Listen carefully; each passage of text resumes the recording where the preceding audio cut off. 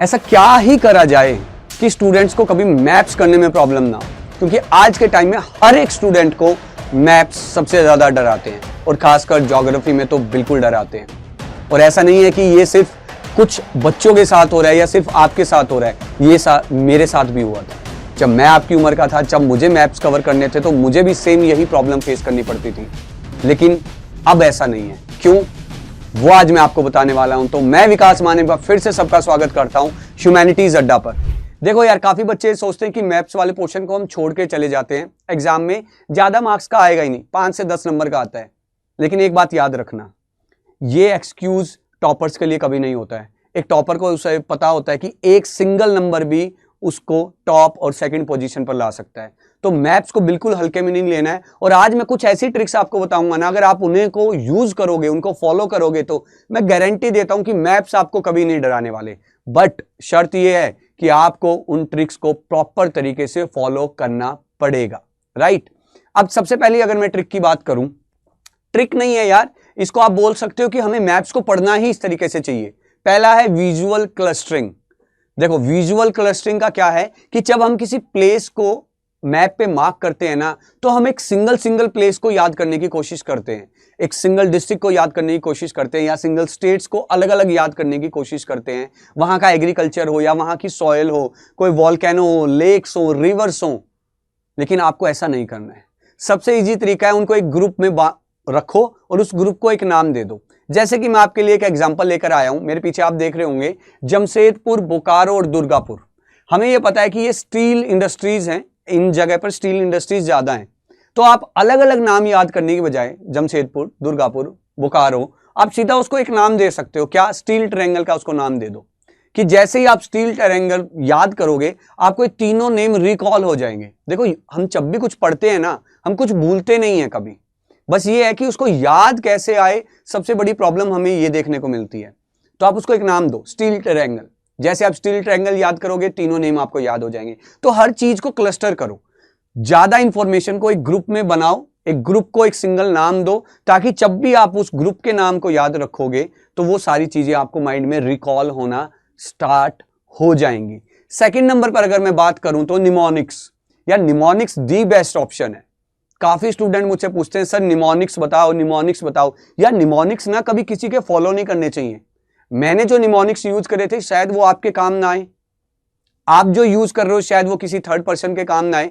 तो निमोनिक्स को हमेशा अपनी भाषा में लिखो, अपने वर्ड्स दो निमोनिक्स में, ठीक है। हर बंदा कोई कहानी बनाता है, कोई सॉन्ग बना लेता है। मेरा एक फ्रेंड था, वो गाने बना लेता था निमोनिक्स के, कि उसको मैप्स की जब लोकेशन याद करनी होती थी वो सॉन्ग गाने लग जाता था और कहता था यार सॉन्ग में क्या है, रिदम आता है ना, तो रिदम में अगला वर्ड अपने आप आता है।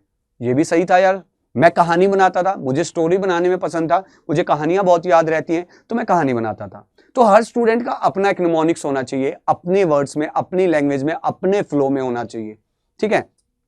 दूसरा क्या है कि अगर अभी भी स्टूडेंट ये चाहते हैं कि सर हमसे निमोनिक्स नहीं बन रहे, आप हमारे लिए निमोनिक्स बना के लाओ, तो कमेंट सेक्शन में जरूर कमेंट कर देना कि सर हमसे नहीं हो पा रहा है, आप हमारे लिए निमोनिक्स की एक वीडियो लेकर आओ, वो मैं आपके लिए ले आऊंगा, उसमें भी कोई प्रॉब्लम नहीं है। बट ट्राई करना कि अपने वर्ड्स यूज करोगे तो ज्यादा अच्छा रहेगा। दूसरा है रिवर लॉजिक। रिवर लॉजिक क्या है, हमें पता है कि हमारी कंट्री में बहुत सारी रिवर्स चलती हैं, ठीक है, और मोस्टली रिवर्स का हमें नाम याद भी रहते हैं, गंगा, यमुना, गोदावरी, कृष्णा, काशी, ये सारी हमने देखी है, रिवर्स हैं, ठीक है। अब क्या कर सकते हैं हम, उन रिवर्स के याद करके उनके आसपास की जो लोकेशंस हैं, उन लोकेशंस को उन रिवर के नाम से आप उसको जोड़कर याद करना स्टार्ट कर दो। जैसे गंगा है, गंगा प्लेन एरिया है, आप गंगा प्लेन एरिया के नाम से जोड़ दो कि यहाँ एलुवियल सॉइल हमें देखने को मिलती है, यहाँ पर वीट बहुत अच्छा होता है, यहाँ पर राइस बहुत ज्यादा होता है, वेट पैडी क्रॉप्स जो मैं बात कर रहा हूं इस एरिया में होता है। अच्छा, इसमें और क्या ऐड कर सकते हो आप कि गंगा प्लेन के एरिया में ही जहां जहां गंगा जी जाती हैं, रास्ते में भी यूपी देखने को मिलता है। यूपी क्या है, हाईएस्ट पॉपुलेटेड स्टेट है। फिर हमें देखने को मिलता है बिहार, हाईएस्ट डेंसिटी वाली पॉपुलेशन, हाईएस्ट पॉपुलेशन की डेंसिटी है यहाँ पर, आप वो स्टेट इससे याद कर सकते हो। तो इस तरीके से ना रिवर्स को कनेक्ट करो, रिवर को एक लैंडमार्क बना दो।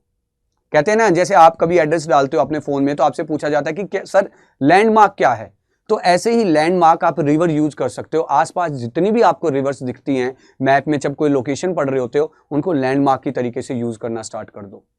मैं सच बोल रहा हूं, जब आप, ये बहुत छोटी छोटी चीजें हैं, कोई रॉकेट साइंस नहीं है।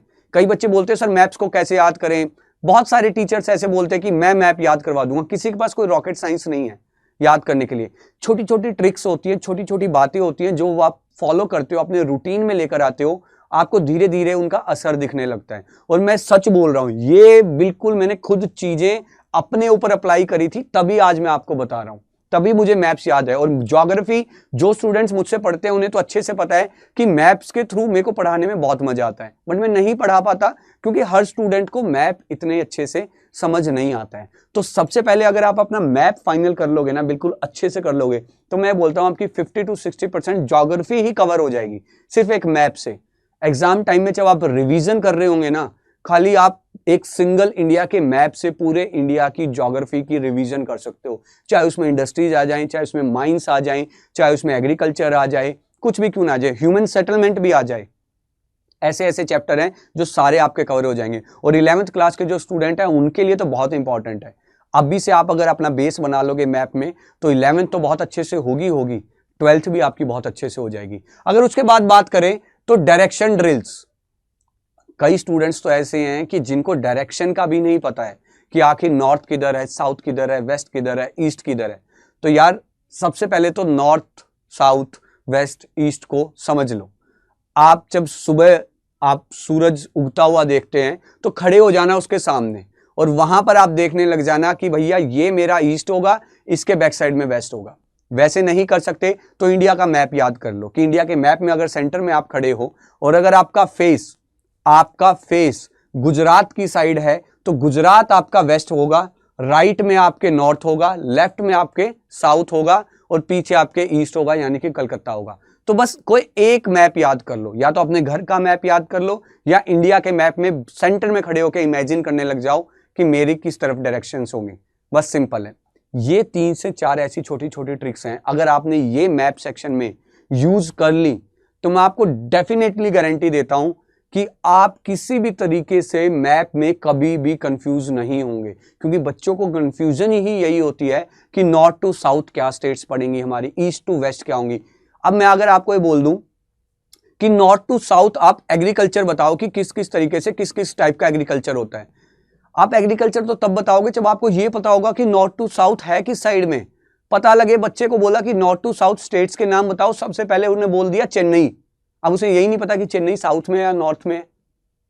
तो सबसे पहले आपको डायरेक्शंस का पता होना चाहिए। डायरेक्शंस का जैसे ही आपको पता होगा फिर आप उसको 4 पार्ट में डिवाइड कर लो। इंडिया के मैप को, किसी भी मैप को 4 पोर्शंस में डिवाइड कर लो। ईस्ट को अलग कर लो, वेस्ट को अलग कर लो, नॉर्थ को अलग कर लो, साउथ को अलग कर लो। उनको एक ग्रुप में बांटो, उन सारे ग्रुप्स को एक नाम दो। जब ग्रुप्स को नाम दे दिया तो आपको पता रहेगा कौन सा ग्रुप किस डायरेक्शन में है। फिर एक ग्रुप को उठाओ, उस ग्रुप में लैंडमार्क अपने नोट करो कि कौन सी रिवर जाती है, या कोई माउंटेन है, या कोई आप डैम देखो, उसको लैंडमार्क दे दो। लैंडमार्क देने के बाद फिर धीरे धीरे ब्रेक डाउन करते हैं मैप्स को। बच्चे सोचते हैं कि एक ही दिन में याद कर लूं। और सबसे लास्ट पॉइंट में अगर आपको बोलूं कि कभी भी मैप्स की प्रैक्टिस 1-1 घंटे नहीं करनी है, डेली करना सिर्फ 10 मिनट। 10 मिनट से ज्यादा बिल्कुल नहीं करनी है, ये मैं आपको बोलता हूं। सिर्फ 10 मिनट मैप्स की प्रैक्टिस। एक आपने मैप लेना है, एटलस लेना है जिसपे सारी चीजें आपकी ऑलरेडी मार्क्ड है, उसको देखना है। साथ में एक ब्लैंक मैप रखना है, ब्लैंक मैप पे उसको फिल करना है। चाहे देख के फिल कर लो, कोई प्रॉब्लम नहीं है, बट फिल करो अपने हाथ से और नीट बिल्कुल अच्छे से। नॉर्थ डायरेक्शन को ब्लू पेन से करना, साउथ डायरेक्शन को रेड पेन से करना, वेस्ट को ब्लैक पेन से करना, ईस्ट को ग्रीन पेन से करना या येलो पेन से, जो भी आप पेन यूज कर रहे हो। 4 अलग अलग पेन से यूज करना, अलग अलग मार्क करना, ताकि आपको क्लैरिटी रहे जब आप रिवाइज कर रहे हो। जब आपको लगे कि हाँ अब मुझे अच्छे से चीजें याद हो गई हैं, फिर आप एक ब्लैंक मैप लेकर उस पर वो चीजें ट्राई कर सकते हो। ये जो ट्रिक्स हैं जरूर अप्लाई करनी है। काफी बच्चे मुझे कमेंट करते हैं सर मैप्स के लिए कुछ वीडियो बनाओ, मैप्स कैसे करें कैसे करें।